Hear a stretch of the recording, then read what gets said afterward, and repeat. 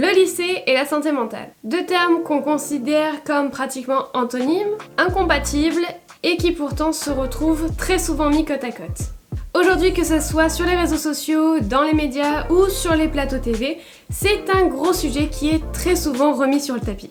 La génération Z est considérée comme la génération du mal-être, et ce pour pas mal de facteurs différents. Aujourd'hui, on va s'intéresser donc aux liens étroits qu'il y a entre le lycée et la santé mentale.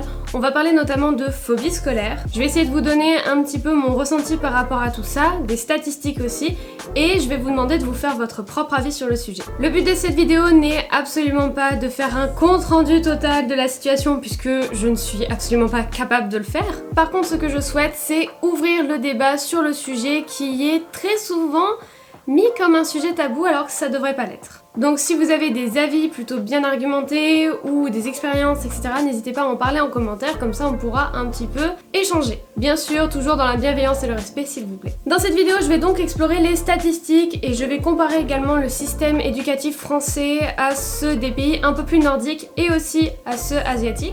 Bien sûr, je suis directement touchée puisque je vais entrer en année de terminale, donc c'est un sujet que j'ai exploré en long, en large et en travers, de par mon expérience et aussi de par mon observation de mes autres camarades.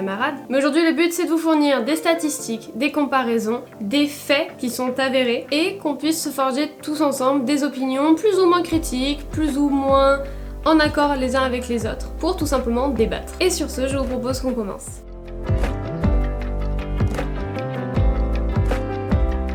Pour commencer cette vidéo, je vais vous donner toutes les statistiques que j'ai pu trouver qui sont plus ou moins en lien avec la santé mentale et le lycée. Selon une enquête de l'éducation nationale en 2021, près de 20% des lycéens français déclarent ressentir régulièrement de l'anxiété liée à leur scolarité. L'Observatoire français de la santé mentale estime que 10 à 15% des jeunes âgés de 15 à 25 ans en France souffrent de dépression. Une étude de l'INJEP, donc l'Institut national de la jeunesse et de l'éducation populaire, faites plus long la prochaine fois encore, révèle que 30% des lycéens déclarent avoir déjà ressenti un niveau élevé de stress. Et enfin pour finir, le suicide est la deuxième cause de décès chez les 15-24 ans en France, ce qui met en évidence l'urgence de traiter les problèmes de santé mentale chez les jeunes. L'ampleur du mal-être des lycéens, il est vraiment très large et c'est pas faute d'en parler beaucoup sur les réseaux, mais ce qui revient le plus c'est de dire « Ah, si le lycée vous trouvez qu'il y a une grosse charge mentale, attendez d'être en études supérieures !» Ce qu'il faut comprendre, c'est que la détresse des nouvelles générations réside dans une multitude de facteurs, tous indépendants les uns des autres. La détresse qui est en lien avec l'environnement scolaire se base plus sur la pression des résultats et les anomalies sociales qui entraînent notamment le harcèlement, etc., plus que la charge de travail. Bien sûr, la charge de travail influe sur le rythme de l'élève, mais la principale cause de phobie scolaire, en dehors des cas d'anomalies sociales, donc les cas de harcèlement, c'est le stress provoqué par ce que pourraient être les conséquences de résultats trop mauvais. Et ce stress, en fait, il est notamment lié au panel de phrases comme « vous ne tenez pas le rythme »,« vous n'avez pas d'avenir », etc., qui sont en général données par les professeurs aux élèves lorsqu'ils se rendent compte que la classe est un petit peu démotivée. Et on a aussi le côté parental qui joue un petit peu, puisque s'ils sont trop à cheval sur les résultats scolaires parce qu'ils s'inquiètent pour leur enfant, ce qui est une réaction normale, ils peuvent parfois engendrer eux-mêmes la pression que va se mettre l'enfant sur ses résultats, et donc ils vont provoquer, sans le savoir indirectement, le décrochage de leur enfant. Le lycée et la santé mentale, c'est un très large sujet, là j'ai essayé de globaliser un petit peu à tous les niveaux. Personnellement, j'ai une opinion assez tranchée sur ce sujet-là depuis qu'avec ma mère, on a instauré un mode de fonctionnement qui privilégie mon bien-être. Pour autant, ça ne veut pas dire que je délaisse les études, absolument pas. Ça veut simplement dire qu'on a trouvé l'équilibre entre études et santé mentale pour mon cas particulier. Je vous en parlerai si vous le souhaitez dans une prochaine vidéo. Le fait est, j'en reviens au sujet principal de cette voix off, il ne faut pas confondre santé mentale avec charge mentale. La charge mentale joue sur la santé mentale, mais ce sont deux choses totalement différentes. Déjà, les problèmes de santé mentale chez les jeunes, ça entraîne très souvent des décrochages scolaires. D'ailleurs, selon une étude de l'OCDE, environ 25% des élèves français quittent le système scolaire avant d'avoir obtenu un diplôme. Bien sûr, les élèves qui sont confrontés à des problèmes de santé mentale, ils ont très souvent une baisse de l'estime de soi, des difficultés de concentration et une diminution des performances scolaires. Donc ça n'aide pas. Et en plus de ça, le mal-être au lycée chez les jeunes peut avoir une influence sur la vie future, puisqu'il peut augmenter les risques des troubles de l'humeur, les risques d'anxiété, et aussi on voit apparaître des difficultés d'adaptation à l'âge adulte. Donc la santé mentale chez les jeunes a été prouvée comme mauvaise par des études, on sait très bien ce que ça fait, mais on n'en fait rien. Bon, maintenant allons chercher la niche de la phobie scolaire.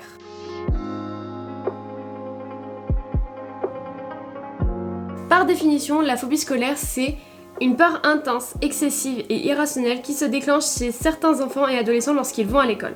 C'est la définition littérale de phobie scolaire. Donc on comprend que les personnes qui en souffrent ont une anxiété extrême, qu'ils ont vraiment peur d'aller dans des établissements scolaires. Les causes de la phobie scolaire sont franchement multiples et c'est une liste non exhaustive, mais parmi celles-ci, on peut compter des facteurs tels que l'anxiété sociale, la pression académique, les difficultés d'adaptation, des problèmes de harcèlement, passé ou présent, des événements stressants dans la vie de l'élève, que ce soit familial ou personnel. Concrètement, il y a énormément de raisons qui peuvent faire qu'un élève va développer une phobie scolaire. Et pourtant, c'est encore une pathologie qui est méconnue, voire même mal diagnostiquée, puisqu'en général, on l'assimile plutôt à de l'anxiété ou de l'angoisse. Concrètement, les symptômes varient énormément d'une personne à l'autre, c'est très étendu, c'est propre à chacun et un élève ayant une phobie scolaire n'aura pas forcément les mêmes symptômes qu'un autre élève ayant une phobie scolaire. Mais parmi les symptômes les plus récurrents, on a notamment les crises de panique, les crises d'angoisse et tutti quanti au niveau des crises, des pleurs intenses avant d'aller à l'école, des maux de ventre, des nausées, des migraines, parfois même des vomissements et ça peut aller jusqu'à avoir des ulcères. Et oui, lorsque vous éprouvez un stress intense trop longtemps, votre ventre peut se perforer à cause des acides que vous produisez lorsque vous êtes stressé. Au niveau des conséquences de la phobie scolaire, c'est pareil, il y en a une panoplie, mais voici les plus générales.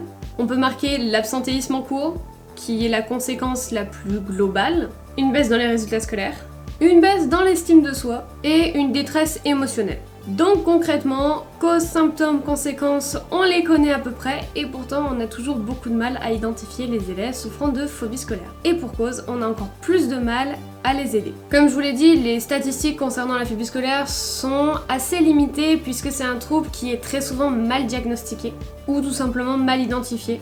Mais j'ai quand même réussi à trouver quelques petits trucs qui sont assez intéressants à savoir à ce niveau-là. Selon des estimations, la phobie scolaire affecte environ 1 à 5% des enfants et des adolescents en âge scolaire. Donc ça reste un trouble qui aujourd'hui est assez restreint, mais encore une fois, on n'est même pas sûr de ça puisque les statistiques sont hyper limitées. Elle peut toucher des élèves à tous les niveaux scolaires, donc primaire, collège, lycée, parfois même en fac, mais c'est quand même beaucoup moins fréquent. Il y a des facteurs qui peuvent augmenter le risque de développer une phobie scolaire, donc comme par exemple des antécédents familiaux de troubles anxieux, des expériences stressantes ou traumatiques, des problèmes de santé mentale sous-jacents tels que l'anxiété sociale ou la dépression. Ouais, c'est très très sympa. Et au niveau du sexe dans lequel ce serait le plus présent, des études tendent à montrer que ce serait un petit peu plus fréquent chez les filles que chez les garçons, mais encore une fois, c'est à prendre avec des pincettes. Ok, donc, la santé mentale, ça va pas. La phobie scolaire, on l'identifie très très mal et on n'arrive pas à trouver de réelles solutions. Donc concrètement, qu'est-ce qu'on fait ?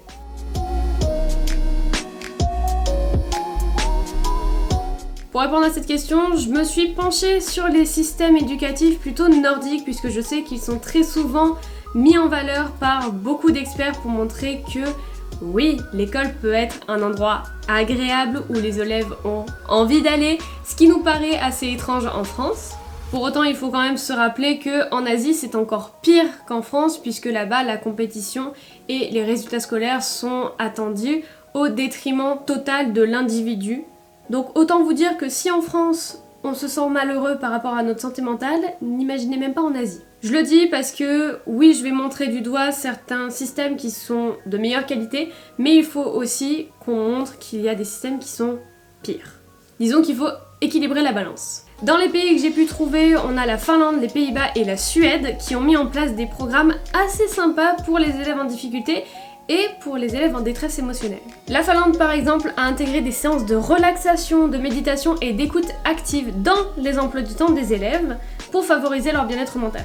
Les Pays-Bas ont mis en place des centres de santé mentale dans les écoles, offrant aux élèves un accès facile à des professionnels de la santé mentale. En Suède, les écoles ont instauré des mesures pour réduire la pression scolaire, telles que des horaires de classe plus courts et des devoirs moins nombreux.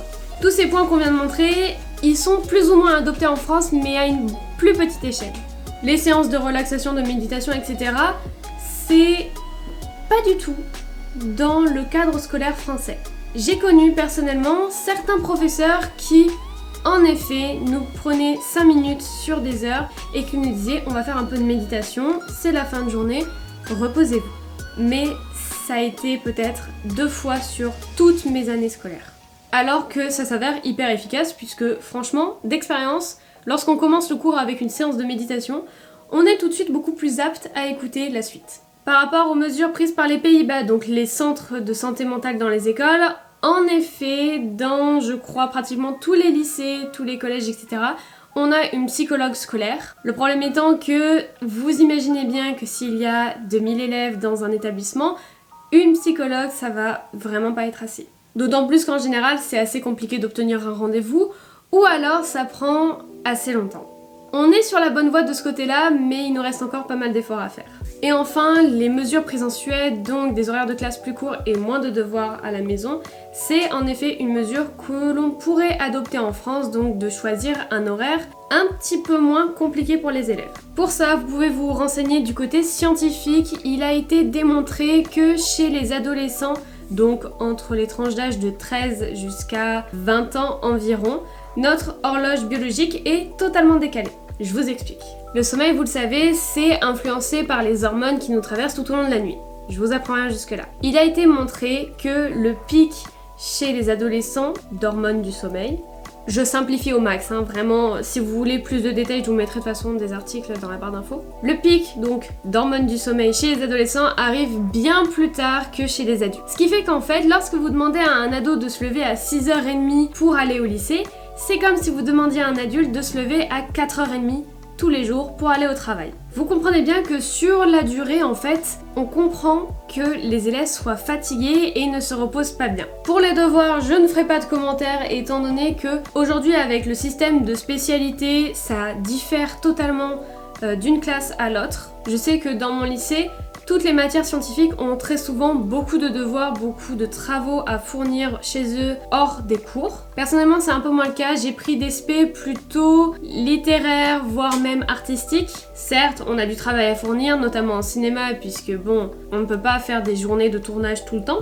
Mais pour autant, dans d'autres matières comme en économie ou encore en anglais monde contemporain, on a quand même beaucoup moins de travail que les spé mathématiques ou les spé SVT. Ça, c'est factuel, il y a même pas de débat à avoir là-dessus. Après, la France de toute manière est connue pour avoir l'emploi du temps le plus long, je crois, de l'Europe. Et pourtant, on nous répète sans arrêt qu'il faut encore en rajouter. Cherchez le problème, moi aussi je le vois. Donc les mesures adoptées par les pays nordiques sont possiblement atteignables en France, mais il faudrait vraiment réinventer le système éducatif. Et on sait tous à quel point ce serait compliqué.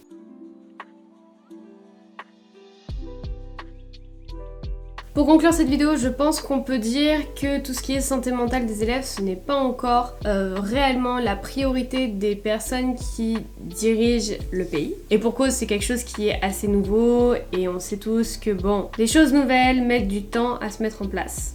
Pour autant, je pense que l'on peut inciter les élèves à prendre soin de leur santé mentale. Donc que ça passe par tout ce qui est naturopathie, méditation, psychologie, thérapie, tout ça c'est à portée des élèves, mais il faut juste leur rappeler que c'est là et il faut les encourager à exprimer leurs émotions.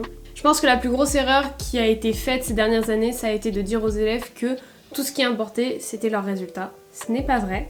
J'ai la chance personnellement d'avoir une mère qui ne me met aucune pression scolaire, qui est même plutôt là pour me dire « Arrête de travailler, tu en ferais trop, lève le pied ». Et je pense que ça a beaucoup joué dans ma vision de voir le lycée et les études en général. C'est pour ça que je vous invite à débattre dans cette vidéo parce que j'aimerais savoir un petit peu comment est-ce que certaines personnes peuvent le gérer. Je sais que moi ça a mis du temps à vraiment se mettre en place, que le lycée ce n'est pas le centre de ma vie, mes études ce n'est pas le centre de ma vie, je fais plein de choses à côté et Dieu merci parce que sinon je pense que je n'irais pas bien. Mais j'ai envie d'en parler avec vous, c'est un sujet qui me tient à cœur, que ce soit autant de la phobie scolaire que de la santé mentale. J'essaye de parler un petit peu de développement personnel, de vous donner mes astuces en tant que neuroatypique, des choses qui m'ont aidé à passer l'adolescence qui est en général une période assez compliquée. Peut-être que je l'ai pas super bien fait, je vous avoue. Cette vidéo, je suis pas hyper en confiance avec tout ce que j'ai dit. J'ai essayé de construire ça un petit peu comme j'ai pu, comme ce qui m'a semblé être le mieux. Mais c'est tellement un truc que je ne fais pas, de construire mes vidéos, que j'avoue que ça a été un petit peu fouillis. Dans tous les cas, n'oubliez pas que cette vidéo n'a absolument pas pour but de faire un documentaire sur la santé mentale au lycée, puisque je n'ai pas les moyens, encore une fois, j'ai pas l'expérience requise. Par contre, je veux ouvrir le débat sur le sujet de est-ce que la santé mentale des élèves n'est pas un petit peu trop délaissée dans le système éducatif français. Bref, j'espère que cette vidéo vous aura plu. Si c'est le cas, n'hésitez pas à me le faire savoir en vous abonnant et en likant. Et encore une fois, n'hésitez pas à me donner votre ressenti, votre expérience ou votre avis, toujours dans la bienveillance et le respect, en commentaire. Sur ce, je vous souhaite à tous une très belle fin de journée, fin de soirée, une bonne nuit. Bref, à la prochaine!